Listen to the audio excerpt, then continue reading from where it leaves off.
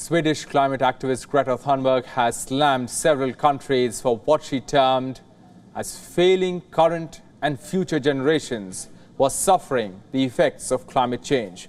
Thunberg hit out at world leaders at a panel meet at the United Nations Climate Conference in Germany's Bonn. Thunberg said that politicians are more concerned with false solutions and finding and creating loopholes which maintain business as usual. The political will is nowhere to be seen. The people in power are spending their time looking for false solutions and finding and creating loopholes which maintains business as usual and keeps them in the position of power.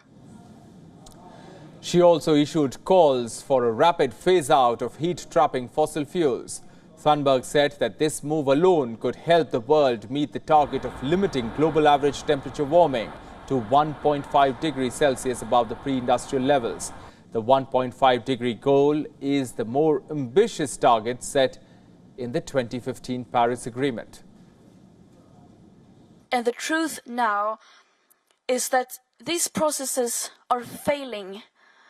They are failing us here in this room, they are failing our children, they are failing all of humanity and the future generations to come, but most importantly, they are failing the people bearing the brunt of this crisis today and have been for the last decades.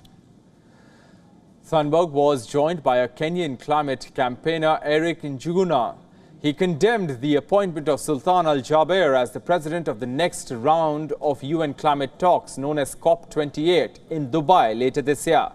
Al Jaber is the head of a national oil company.